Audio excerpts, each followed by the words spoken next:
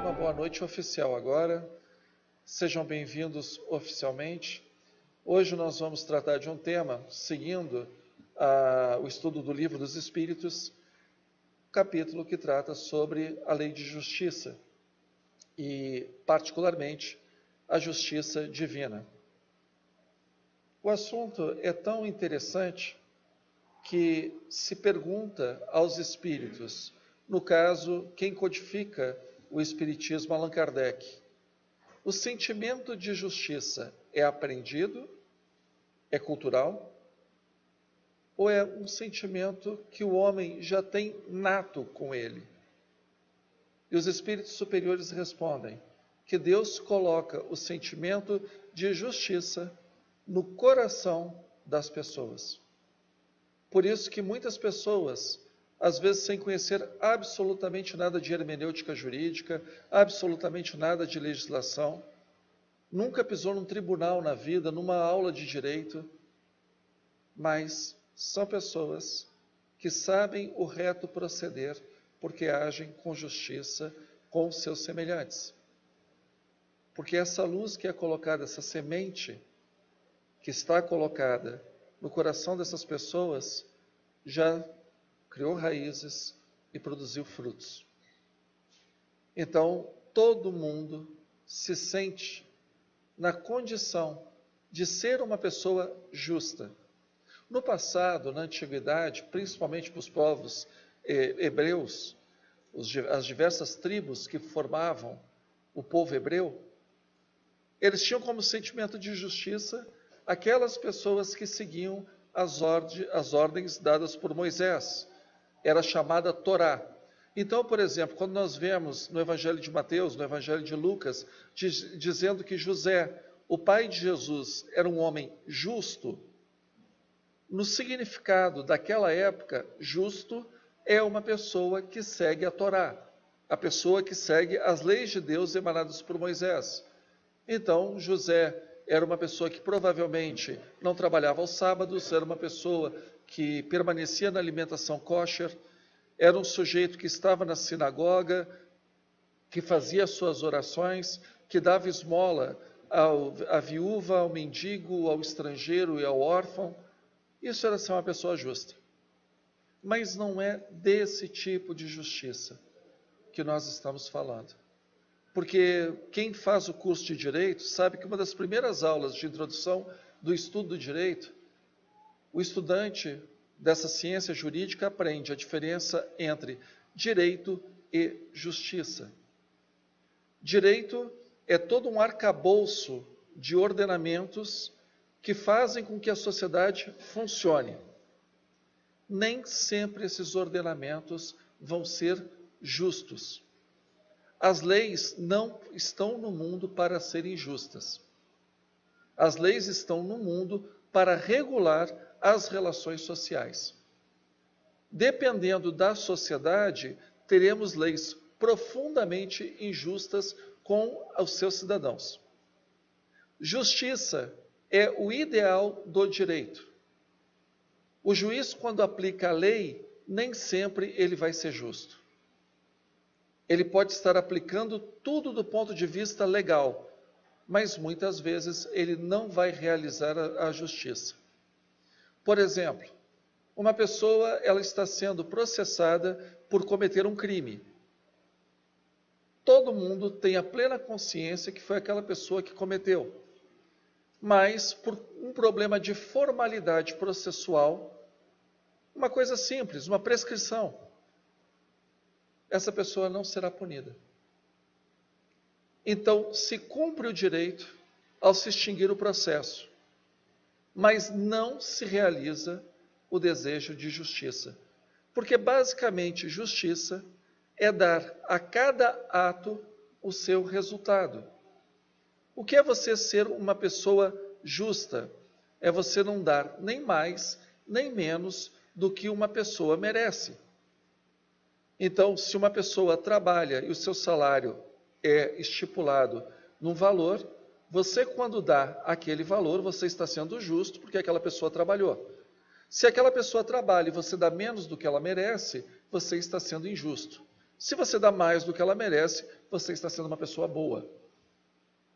Então, justiça e direito, eles têm áreas comuns, mas são coisas que são diferentes.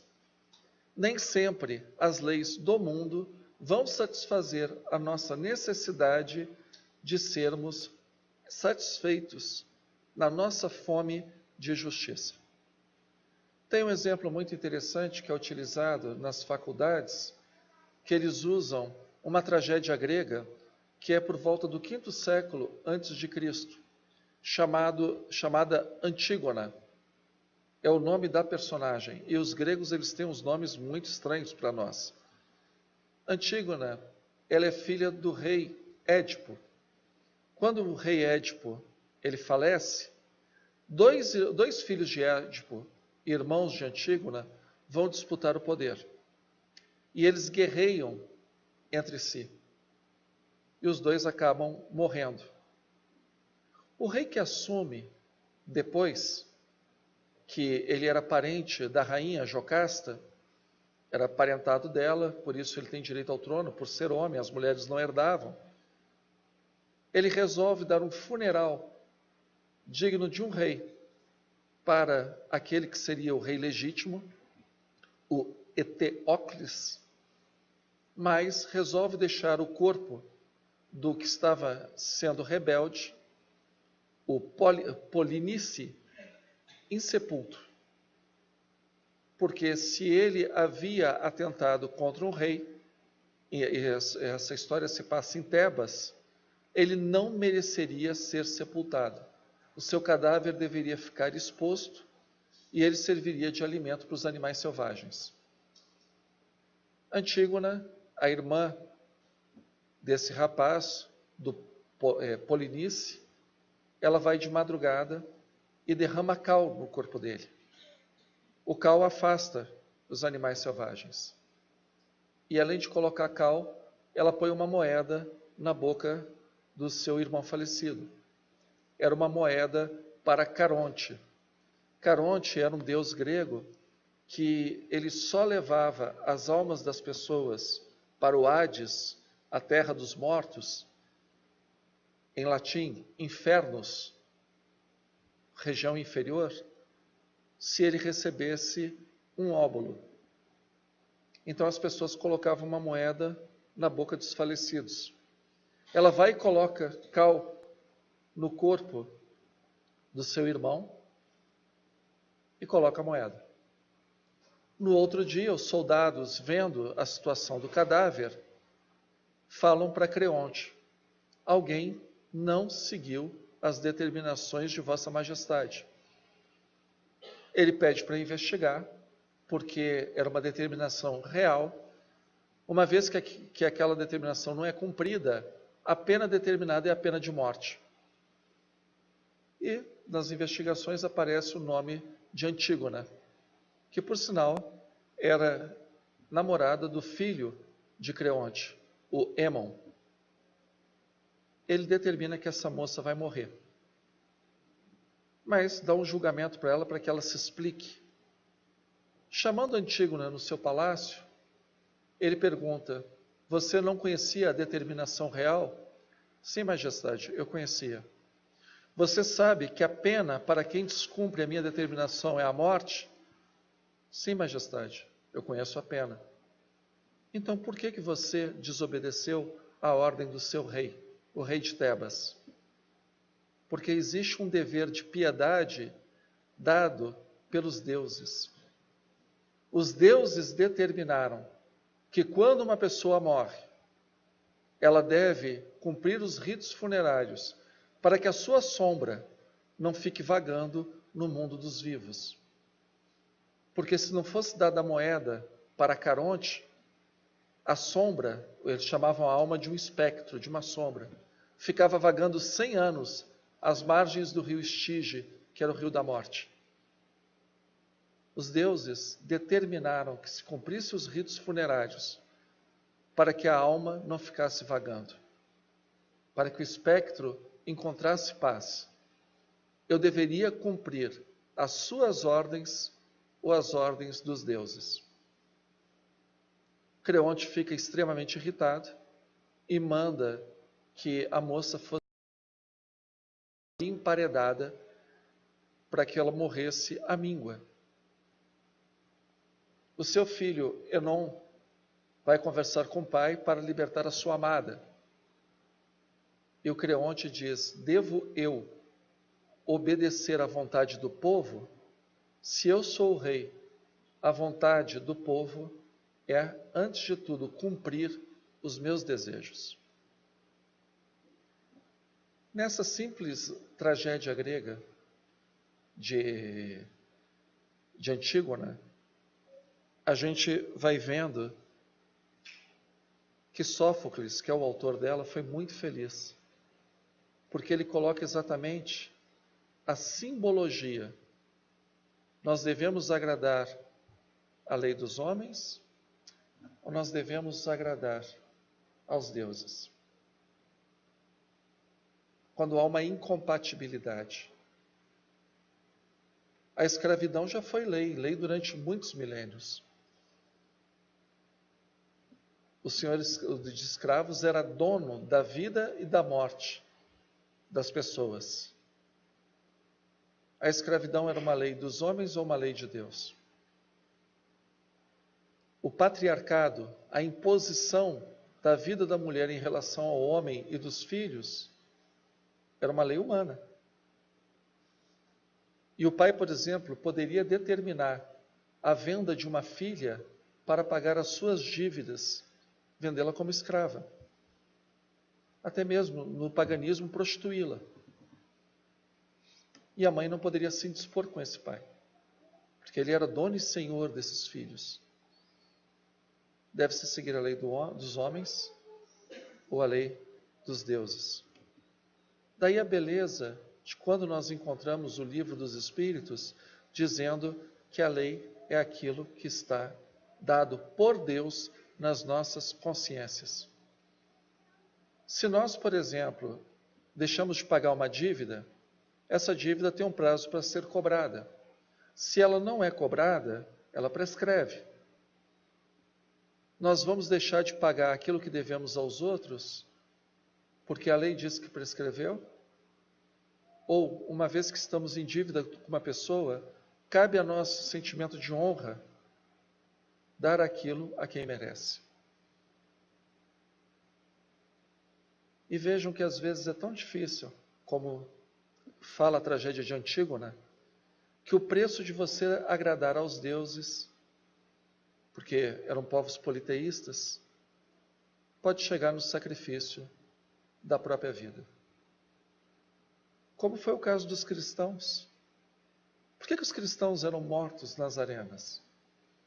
Por que o Império Romano não implicava com os seguidores de Mitra, não implicava com os seguidores de Ísis?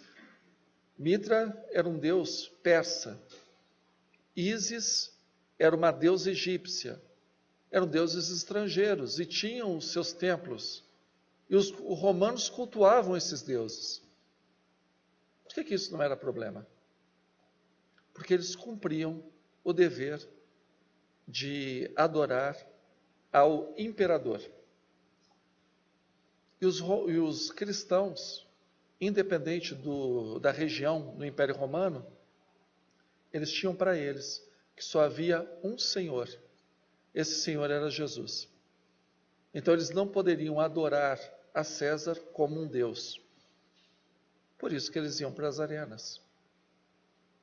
Porque o dever de consciência dizia que eles deveriam ir até as últimas consequências, porque eles não estavam ali para agradar os homens, mas para agradar a Deus. E tem uma passagem muito interessante no livro de Atos dos Apóstolos, que é exatamente após a ressurreição de Jesus. São judeus. Os cristãos, no começo, eles não eram cristãos, eles eram judeus. Então, eles frequentavam o templo de Jerusalém. E no templo de Jerusalém, eles anunciavam o Messias. que era Jesus que já havia morrido crucificado como bandido. Mas mais do que anunciar Jesus como Messias, eles operavam aquilo que as pessoas chamavam na época de sinais, o que nós chamamos hoje de milagres. E eles foram convertendo tantos judeus para a sua seita do Messias, que eles chamavam de Casa do Caminho, que a partir do momento que eles começaram a converter judeus demais, o Sinédrio mandou prender os 2 líderes, Pedro e João. E eles foram torturados e seriam mortos. E na reunião do Sinédrio, um dos senadores desse conselho era neto de um dos maiores pensadores do judaísmo, chamado Hilel. Hilel era avô desse senador chamado Gamaliel. Gamaliel foi professor de Saulo de Tarso, que depois de se converter ao cristianismo, será conhecido como Paulo de Tarso. Gamaliel fala para o seu conselho: tomai cuidado, porque se esses homens falam por si, a mentira deles não tem sustentação. Logo, as pessoas vão esquecer deles. Mas se eles falam inspirados por Deus, tomai cuidado, para que não estejais em guerra contra Deus. Essa sensibilidade de Gamaliel é que permitiu que o cristianismo se instalasse e se desenvolvesse em todo o território romano, porque senão a igreja teria perecido ali. Tomai cuidado para não guerreardes com Deus. A consciência é a palavra. Os profetas que as pessoas acham tão bonito, né? Ezequiel, Isaías, Samuel e outros tantos, né? Amós. As pessoas falam assim: poxa, profeta é o cara que adivinhava o futuro. Não. Profeta era o sujeito que chegava para um rei e dizia: você, rei, você não está cumprindo o que Yahvé determinou para você. Essas pessoas corriam risco de vida, mas elas não deixavam de, entre seguir ao seu Deus e seguir ao seu governante, ouvirem a voz de Deus nas suas consciências. Hoje está tão difícil. As pessoas, quando perguntam: vocês são espíritas? É só você olhar um pouquinho de cara feia, que a pessoa já começa dizendo que é kardecista. Se você apertar um pouco mais, ele é espiritualista. Se você apertar um pouquinho mais, ele cria alguma força superior. Mas ele não vai dizer que é espírita. E esses homens e mulheres dessa época não. Esses homens e mulheres, eles sabiam: a lei de Deus está na consciência. E a consciência manda que a gente faça para os outros tudo o que nós gostaríamos de receber. E que a gente não faça para as pessoas o que nós não gostaríamos que as pessoas fizessem para nós. Se todas as pessoas cumprissem isso, todas as legislações, todos os códigos, constituições, jurisprudências da terra, não haveria razão delas existirem. Por um único motivo: porque nós daríamos a cada um justamente o que é seu. Então a gente não estacionaria em vaga de deficiente, em vaga de grávida, não estacionaria em vaga de idoso, não furaríamos fila, porque existe uma regra e essa regra teria que ser cumprida. Ah, isso é tão moderno? Não, nem um pouco. Quando Jesus diz que ele é o Messias do reino de Deus, a linguagem que ele dá é simples. Deus é rei. Então, o rei dá as ordens. Como você segue a sua vida seguindo as ordens de Deus? É isso que Deus quer. Deus é amor? Seja amoroso. Deus é justo? Seja justo. Deus é misericordioso? Use de misericórdia.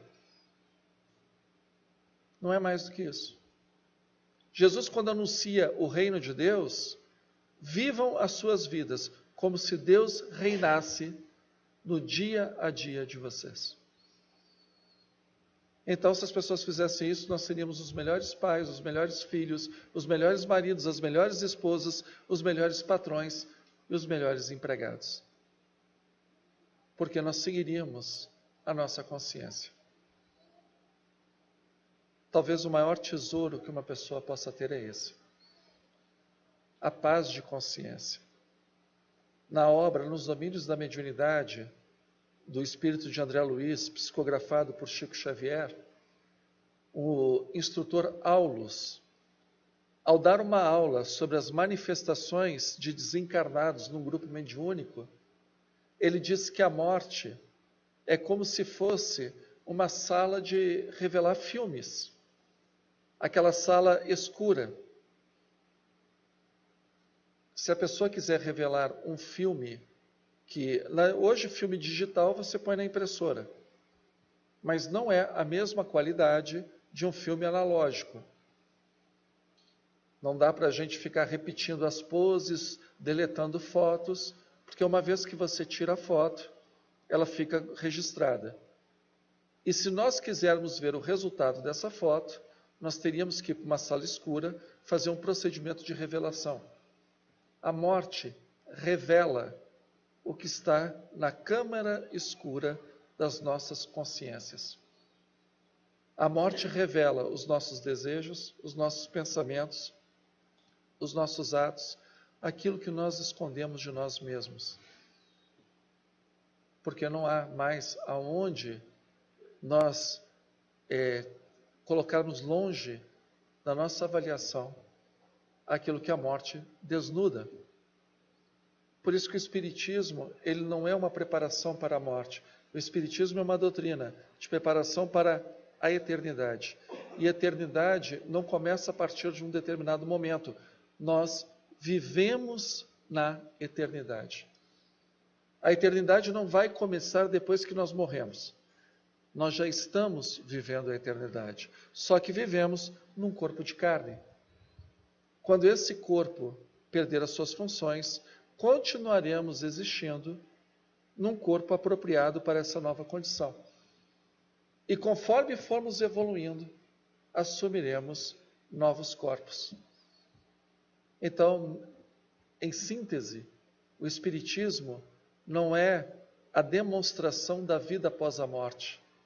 O Espiritismo é a demonstração de que não existe morte, no sentido de encerrar a vida, mas no sentido de transformar a nós mesmos de acordo com a vida que nos aparece. Daí a sua beleza. Daí porque aquilo que fizemos aqui não se perde para a eternidade. Por isso que a consciência é algo fantástico, porque ela brilha ou ela nos escurece de acordo com os nossos sentimentos, de acordo com os nossos desejos, de acordo com aquilo que nós fizemos. O Allan Kardec, ele quando interroga os espíritos, e ele pergunta na questão 875, como se pode definir justiça? A justiça consiste no respeito aos direitos de cada um. Se nós não entendermos que precisamos um dos outros, se nós não entendermos que o ser humano não consegue viver sozinho, que o ser humano, ele é necessariamente mendigo um do outro, porque ele necessita da ajuda de outro ser humano, nós não vamos conseguir sobreviver. Como pessoas gregárias conseguem sobreviver? Ajudando umas às outras. Senão, vira selva. E ainda mais nas grandes metrópoles como essas que estão se espalhando pelo mundo. A área rural, depois da Revolução Industrial, perdeu muita força.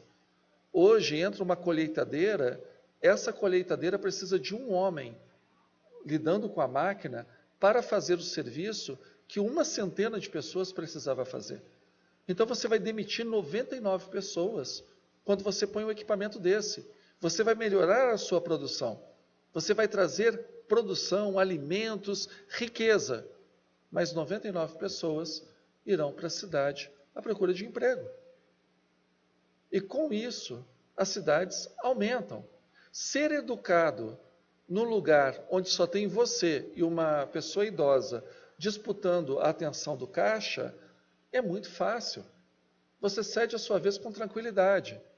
Agora, vai ser educado quando tem 30 pessoas na fila, chega a sua vez e aí vem o idoso com a ficha preferencial. Aí sim, a gente vai ter que demonstrar que a gente é educado. Porque tanto sozinho com caixa é fácil.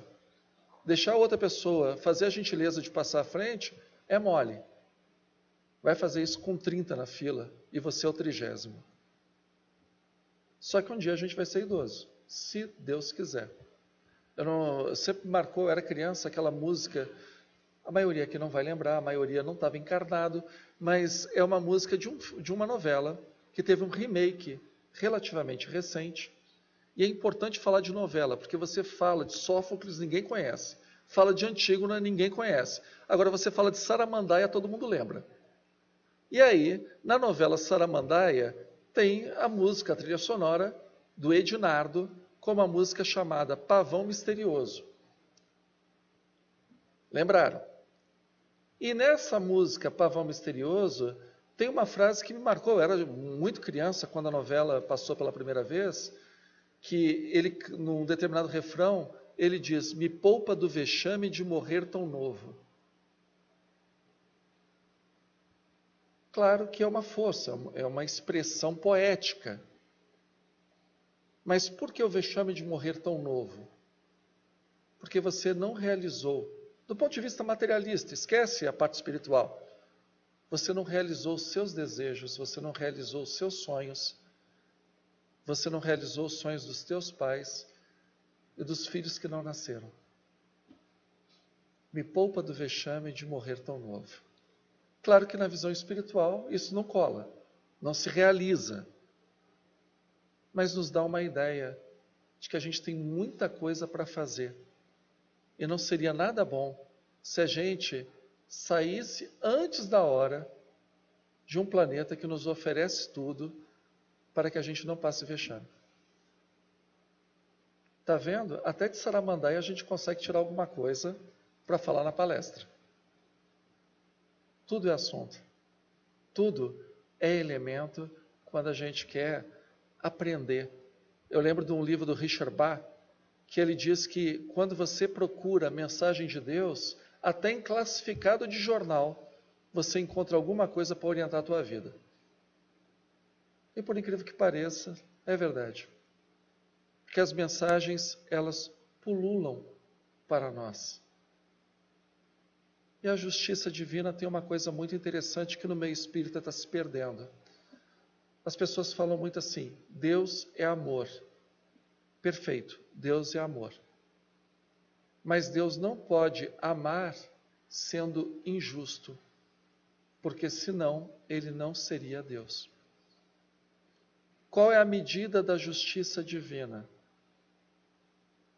Aquilo que você faz é o que você recebe. Aquilo que você planta é aquilo que você colhe, na medida do seu entendimento. Porque tem uma conversa hoje no meio espírita, dizendo que assim, olha, o espiritismo não condena nada. É verdade, o espiritismo não condena nada. Mas o Código Penal também não condena. Se olhar o Código Penal, ele só fala assim: matar alguém, pena de tanto a tanto. Ele não fala, é proibido matar. Se não houvesse consequências para aquilo que a gente faz, não existiria umbral, gente. Não existiria essas reencarnações, às vezes, tão complicadas, onde as pessoas nascem com limitações tão poderosas. Não existiriam tragédias coletivas, onde verdadeiras coletividades de milhares ou milhões de pessoas são afetadas pelos atos que aquela coletividade cometeu numa vida anterior. Porque Deus é contador, partilha dobrada, né? Crédito, débito, tirou daqui, tem que botar aqui? Não. Porque Deus é, antes de tudo, um pedagogo. Se nós não entendermos as consequências dos nossos atos, nós sempre vamos continuar fazendo as mesmas coisas. A maioria de nós só entende o mal que faz a outra pessoa quando é vítima do mal que realizou. Porque enquanto está doendo no outro, nós não entendemos a dimensão da dor dele. O amor cobre uma multidão de pecados, mas o amor não encobre uma multidão de pecados. Nós temos que ver que no Espiritismo nós temos a doutrina dos espíritos e não a doutrina dos espíritas. A vontade de Deus, ela se realiza independente do que nós acreditamos que Ele vai fazer ou deixar de fazer. A justiça é um meio de aprendizado individual e coletivo. Aquilo que nós fazemos gera consequências. E onde nós encontramos essa lei? Na nossa consciência. Ninguém encarna para repetir erros. Ninguém reencarna para repetir posicionamentos. Todos nós nos reencarnamos para nos aprimorarmos, sairmos daqui melhor do que aqui chegamos. Senão é desperdício de energia, é desperdício de tempo. Hoje tem uma visão que, no passado, a Igreja Católica ela instituiu as indulgências. Nas indulgências, uma pessoa cometia um pecado, ela doava uma verba, né, um valor para a sua igreja e automaticamente ela estava perdoada. Haviam as peregrinações. Então, uma pessoa que saía para fazer uma peregrinação, ela tinha os seus pecados perdoados quando ela realizava aquela peregrinação. Ou o confessionário, você expunha as suas faltas para o sacerdote tinha autoridade religiosa, divina, para perdoar você dos seus pecados. Nós acabamos com muita falta de zelo, trazendo isso para o Espiritismo de outra forma. Praticar a caridade não nos isenta das nossas responsabilidades. Doar sopa, doar cesta básica, aplicar passe, não nos isenta da responsabilidade de nós lutarmos contra as nossas deficiências morais. Senão, não vale. Nós trocamos a indulgência da Idade Média pela cesta básica do século XXI. Não adianta maltratarmos os nossos filhos e as nossas esposas ou esposos e achar que deu uma cesta básica, está tudo resolvido. Não é assim que funciona. Não adianta a gente pegar e cometer um ato de insanidade e achar que tomou passe, o perispírito está limpo. Nós temos as nossas responsabilidades com a vida, principalmente a nossa vida. Ninguém está dentro do nosso corpo para viver o que nós vivemos. O Espiritismo ele nos convida a uma transformação moral. E essa transformação passa necessariamente pela ética no trato com o próximo. O que é ser ético? É você fazer as coisas certas quando ninguém está vendo. Porque é fácil fazer a coisa certa quando as pessoas estão enxergando. Por exemplo, é fácil você não estacionar na vaga preferencial quando tem uma equipe de um jornal local filmando. O sentimento de ética é você imaginar que sempre tem uma câmera te filmando e que você não vai fazer aquilo porque a câmera da sua consciência não deixa. Isso é ser ético. Ninguém precisa estar vendo. E por que a gente não deve fazer as coisas? Porque as coisas têm consequências. Porque o que nós plantamos, nós colhemos. É óbvio, né, que o amor cobre uma multidão de pecados? Claro que cobre. Mas o amor sincero requer transformação. Ah, eu amo a Deus, mas você se transforma, você muda a sua atitude, a sua fala, o seu gesto. Se você continua sendo sempre a mesma pessoa, sem se esforçar para ser uma pessoa melhor, como assim? Pega no relacionamento. Como eu amo a minha esposa, se eu não faço mais nenhum gesto de carinho, de respeito e de acolhimento com essa pessoa? A gente tem que se renovar de acordo com as situações. Muitas pessoas chegam nessa casa com muitos problemas, variados problemas. São acolhidas. Encontram paz no seu coração. A partir dessa paz, começa uma nova fase.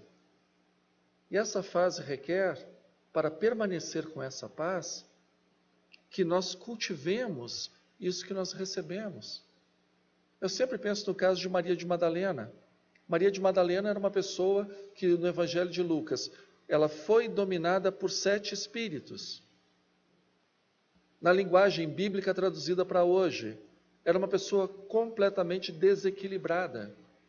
Porque naquela época eles acreditavam que alguém que era desequilibrado, mentalmente desequilibrado, emocionalmente desequilibrado, é porque estava possuído por algum espírito maligno. Hoje se sabe que não é bem assim. Existem vários motivos para uma pessoa ser desequilibrada. Nem tudo é obsessão. Essa mulher, ela tem um contato com Jesus. Ela muda a sua vida, a ponto dela acompanhar Jesus em todos os momentos. Quando Jesus aparece ressurrecto, ele aparece primeiramente para essa mulher. Porque ela não era mais a mulher dominada pelo desequilíbrio. Ela era uma nova Maria de Magdala. Não era mais a mesma pessoa. A gente tem que tomar cuidado. Se os nossos valores não melhoram, não mudam, não sublimam, a partir do momento que a gente tem esse contato com a espiritualidade, esse contato, ele é superficial, não é um contato real. No primeiro problema, aquilo ali volta a aparecer. É como determinadas cerâmicas que a pessoa cola e numa situação mais forte de estresse do material, solta. Porque não está ali bem colado, não está bem justaposto, está frágil. Por isso que a gente tem que ser pessoas que a gente possa cultivar esses valores. E esses valores se encontram no íntimo mais íntimo. Quem encontra Jesus, quem encontra uma experiência espiritual em qualquer religião, nova pessoa é, porque ela vê com os olhos do Espírito. Pelo menos deveria incomodar continuar cometendo os mesmos erros. E eu falo isso com toda tranquilidade. Não dá para nós estarmos no Espiritismo, entendermos a realidade espiritual e a gente continuar defendendo determinadas bandeiras. Não é possível. Porque elas vão contra a noção de espiritualidade que nós temos. Essa noção de espiritualidade tem que ser uma luz. E a luz é uma luz que tem que brilhar para iluminar o mundo. Como disse Jesus, não coloqueis a candeia debaixo do alqueire, não coloqueis a lâmpada debaixo da cama. A tradução é essa, porque uma lâmpada debaixo da cama não ilumina, é desperdício. Nós temos essa luz. Isso só se revela como nova pessoa no trato com os semelhantes. Não na consciência, não na sala de passe, não no escurinho do travesseiro, ali do quarto escuro no travesseiro, mas no trato com as pessoas. As pessoas que vão testemunhar por nós na espiritualidade são as pessoas que convivem conosco. Essas pessoas é que vão dizer realmente quem nós somos. Quem vai dizer quem o Jefferson é, não são as pessoas que estão me ouvindo como palestrante. São as pessoas que convivem comigo no dia a dia. As pessoas com quem eu trabalho, as pessoas da minha família, as pessoas do meu condomínio, as pessoas do meu relacionamento. Vocês que aqui estão, vocês estão vendo o lado mais legal meu. Vocês não podem servir de testemunha, porque vocês não conhecem como é que eu sou no dia a dia. Quem vai ser a minha testemunha quando eu falecer e me apresentar com a minha consciência diante de Deus, são as pessoas que convivem comigo e vão saber se o que eu falo aqui é aplicado no dia a dia, ou se eu me esforço para aplicar no dia a dia. Essas pessoas são as minhas testemunhas. Essas pessoas é que falarão para Deus se realmente houve um processo de conversão. Converter é transformar, se houve um processo de transformação. Senão nós cairemos naquela situação dita no Evangelho de Mateus. Quando o Filho do Homem vier e separar as pessoas, como quem separa os bodes das ovelhas, dirá para os que estão à sua direita: vinde a mim, benditos do meu Pai, porque quando eu tive fome me deste de comer, quando eu tive sede me deste de beber, quando eu tive frio me vestiste, quando eu estive preso me visitaste. E eles dirão: mas Senhor, quando é que nós fizemos isso? Para cada pessoa que vocês fizeram, é como se tivesse feito para mim. E dirá para os que estão à sua esquerda: afastai-vos de mim, vós que praticais a iniquidade. Porque quando eu tive fome, sede, frio, estive nu, preso, vocês me abandonaram. Aí aquelas pessoas que são religiosas, que tinham um crucifixo no quarto, que abriam as suas Bíblias, elas vão dizer: mas Senhor, onde é que eu fiz isso? Como assim? Eu estava ali o tempo todo. Toda vez que vós esqueceste um desses mais pequenininhos, os pequenininhos são as pessoas em situação de desvantagem. Quem são os pequenos? O idoso, a criança, o pobre, o desequilibrado, a pessoa que está atormentada. Esses são os pequenos. Toda vez que eu esqueci dessas pessoas, é como se eu tivesse negado tudo aquilo que eu estava olhando para o crucifixo falando. Afastai-vos de mim, vós que praticais a iniquidade. Temos que saber quem serão as nossas testemunhas. E as nossas testemunhas serão as pessoas que convivem conosco. São as pessoas que estão debaixo do mesmo teto. O maior bullying que se faz não é na escola. A maior palavra que as pessoas, falam assim com muita propriedade: a pessoa pegou e falou algo assim terrível para o outro, foi uma maldição. A maldição é em casa, não é fora. A palavra maldita, mal, separado, dita, ela via de regra não é dita com o patrão da gente. Não é dita com o guarda que nos pede o documento numa blitz. Porque ninguém é maluco de falar para o guarda: o que é? Não fala. Mas é com o nosso empregado, é com as pessoas subordinadas, é com a pessoa que nós temos intimidade. Com essas pessoas é que nós usamos a palavra maldita. São essas pessoas que serão as nossas testemunhas. Porque, para quem não sabe, em grego, a palavra testemunha é mártir. São os mártires da nossa vida. São as pessoas que sofrem por conta dos nossos desvairios. Não podemos entrar numa casa religiosa, de qualquer religião, tentarmos encontrar Deus e não sairmos pessoas transformadas. Por isso que eu gosto de dar palestra. Eu sou péssimo de fisionomia. Não lembro da cara de ninguém. Mas vocês provavelmente vão lembrar da minha, porque a memória de vocês é boa. Então vocês vão me ver na fila, por exemplo, do guichê do estacionamento do shopping. E eu vou estar atrás. Aí vocês vão ver aquelas duas senhoras conversando a fila inteira. E quando chega no caixa, elas resolvem procurar o ticket na bolsa. E eu vou ter que estar ali, Pai nosso que estais no céu, santificado seja o vosso nome.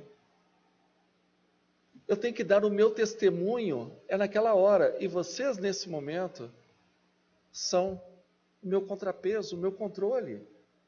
Porque eu não posso dar contra-testemunho do que eu estou falando aqui. Não posso fazer isso.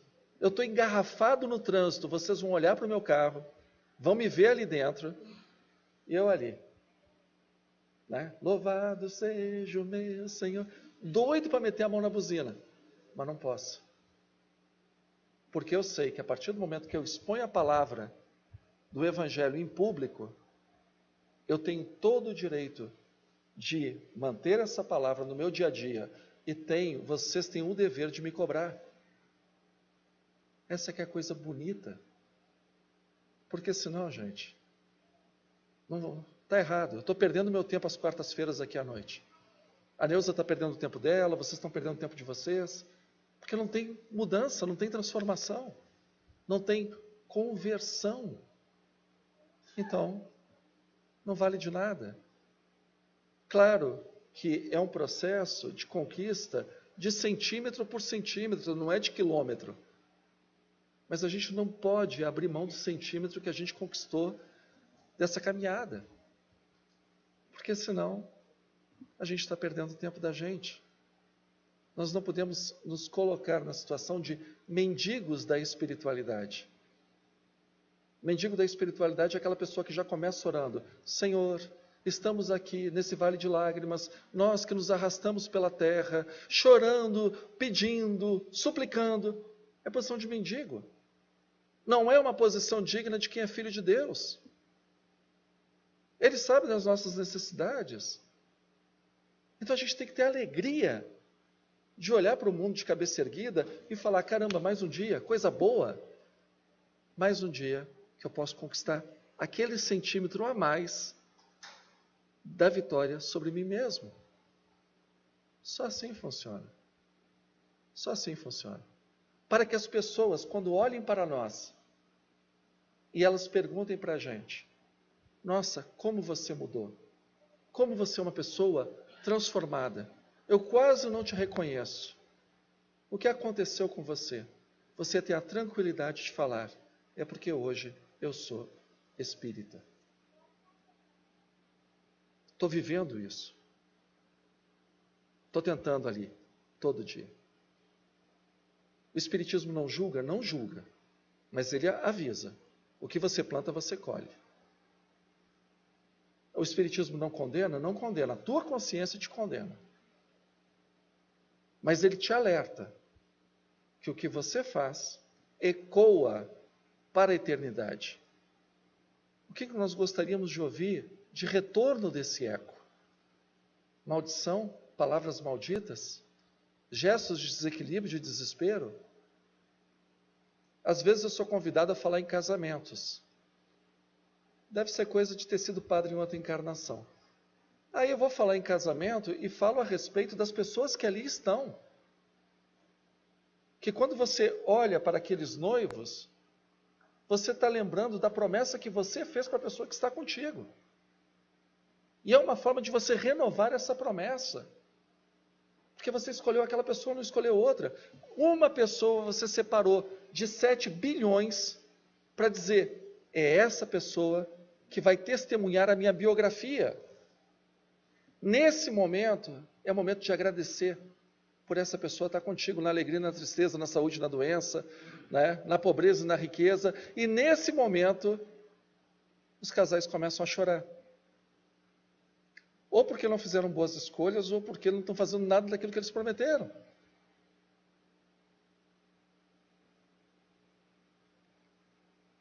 É 1 centímetro por dia. é 1 centímetro por dia.